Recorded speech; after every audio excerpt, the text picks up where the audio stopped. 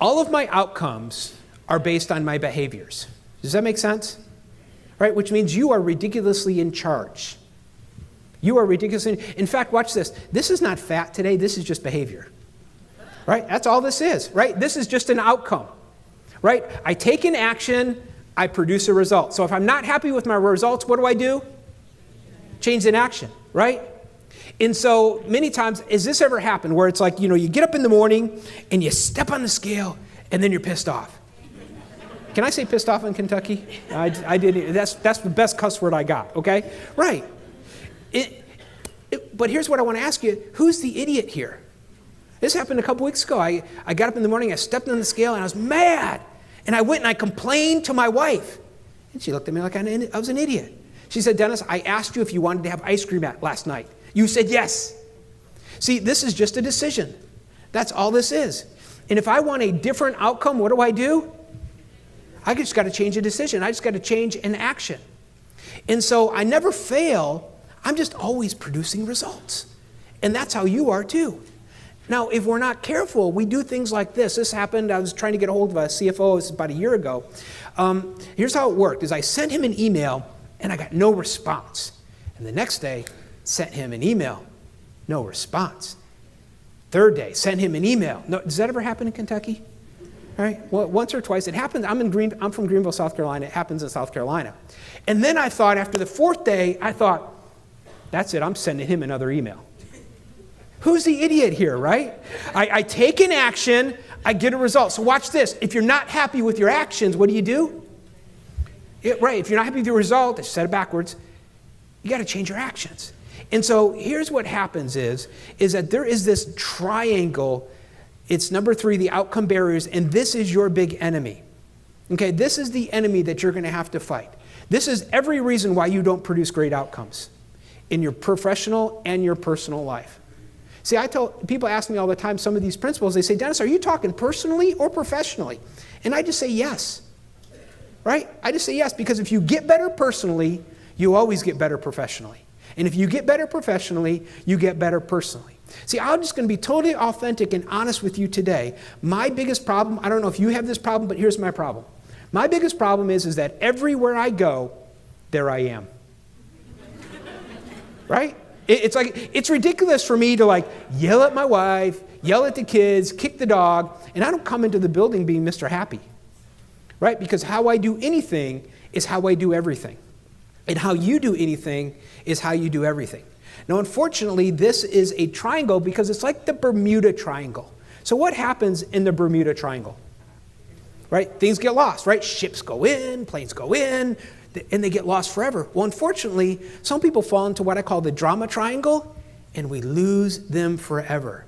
So I'm going to explain to you what the drama triangle is, and then the good news is I'm going to give you the 3 things that you've got to do personally to get out of the drama triangle, the 3 things you've got to continue to do with your teams to get them out of the drama. Because listen, you don't have to settle.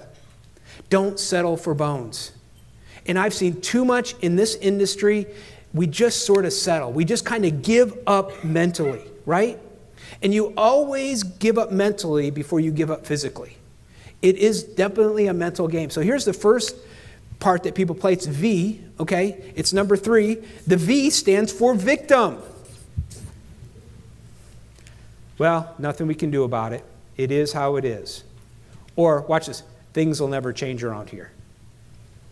So I was working with one group, and the DON told me, she says, well, Dennis, you just don't understand. Things will never change around here. I said, really? I said, so how long have you thought that? Well, at first I asked her, I said, well, how long have you been here? She says, 10 years. I said, well, how long have you thought that? At least 5. And I thought, what does that say about you? Right? That you would give your life to an organization that you believe things will never change. Now remember, your brain only goes to work on what it thinks is possible. So if you think things will never change around here, guess what? Things will never change around here, right? And here's where victimhood happens. Victimhood happens when we feel like we have no choice. Choice, poverty, right? And every time you believe you don't have a choice, you don't reach for an answer. Now here's where I hear drama. I hear drama first in language. Now if you're writing notes, here's a writer-downer. The easiest and fastest way to change culture is to change language. Language defines culture, The fastest growing and the fastest outcome producing organizations are the ones that have created a no drama language. And here's some of the ways that I hear drama. People say, well, I have to. My daughter, 16 years old. I got 4 kids, 25, 21, 19, and 17. But my daughter, when she was 16 years old, she went to work at Chick-fil-A. We got Chick-fil-A in Kentucky, right? Love Chick-fil-A. Okay, so I came in the kitchen one day, and she was in the kitchen. I kind of had a pouty look on her face. I said, Melissa, what's wrong? She goes, well, I have to go to work. Anybody got teenage daughters? Right, that's how they talk. Right? I said, Melissa, stop. I said, you don't have to go to work. She goes, no, I have to go to work. I said, you do not have to go to work. Come here, we got to talk. She said, what? I gotta go work. I have to go work. I said, Melissa, sit down. I said, here's the deal. I said, you do not have to go to work. She goes, really? I go, yeah, not at all. I said, in fact, you don't have to go to work the rest of the week. I said, in fact, let me just help you. You never, ever have to go back to Chick-fil-A, ever. She goes, really? I go, yeah, not at all. I said, now, Chick-fil-A is probably going to stop paying you, right? You're probably not going to have a job, right? But you don't have to do anything. See, because when I say I have to, who's in charge of me? Somebody else. I have no power. And many times what happens is we just give our power away. And what we've got to do is take our personal power back and then give the power back to our people, because watch this, we are choice abundant. You don't have to do anything. Now watch this, let me just tell you this. You don't have to do what your boss says. You don't have to do what your administrator says, your executive director, your DON, your CEO. You don't have to. Now you might not have a job tomorrow, okay? But you don't have to do anything.